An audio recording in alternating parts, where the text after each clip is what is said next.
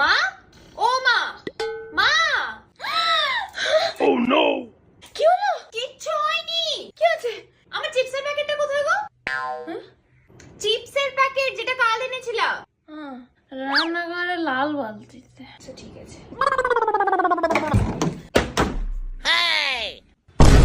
কি হচ্ছে? কি হচ্ছে? কিছু না।